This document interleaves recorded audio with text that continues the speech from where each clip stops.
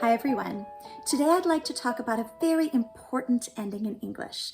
This is the ed ending. This is a very important suffix or ending because it appears in many different places in the English language. The most popular, the one you probably know, is regular past tense, like I worked very hard, or I liked to do that, or I tried the best I could. These are very common uses of the ed ending. But actually, you'll see it in other places in English too, like, for example, adjectives. I'm excited, I'm disappointed.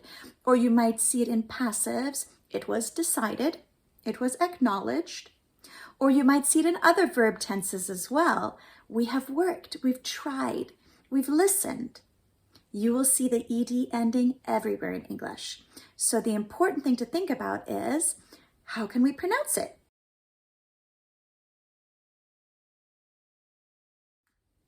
Pronouncing ed endings is not as easy as you would think. You would think, oh, 2 letters, ed. I pronounce it id. That is actually a great thought and a good understanding of how a suffix might be pronounced in English. But the ed ending does not have one pronunciation. It actually has 3. Some words, the ed ending is pronounced with a silent e, like liked or hoped, where the e is completely silent. In other words, it's also silent, but instead of pronouncing the d as a t, we pronounce it as a d. For example, named, called.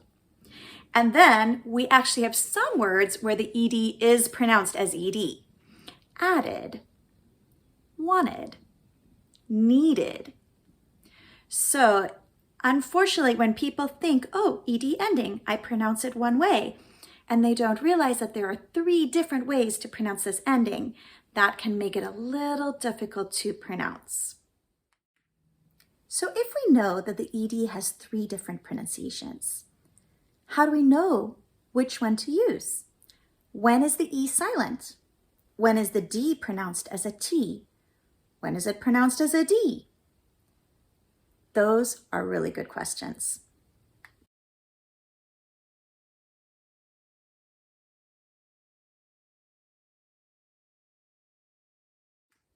If you look at words ending in ed, what you find is that English likes to match.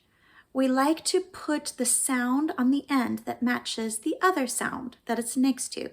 For example, in the word liked, the last sound on the word like is the sound k or k, and that's actually what we consider a voiceless sound. If you feel your throat, you'll feel no vocal cord movement to make the sound k, k, k. Like. So what English prefers to do is put the k with no vocal cords movement next to another sound that has no vocal cord movement. The other sound with no vocal cord movement is a t.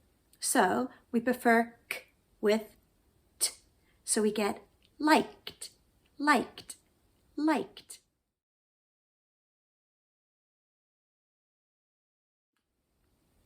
If you look at a word like called, I called my mother yesterday, for example.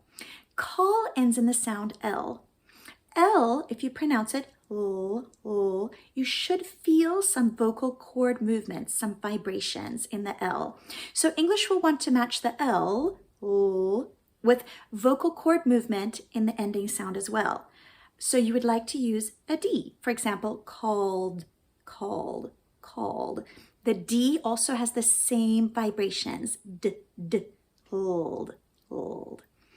And this makes the sound called with the L and the D. No E is necessary. So then the question is, when is the E pronounced?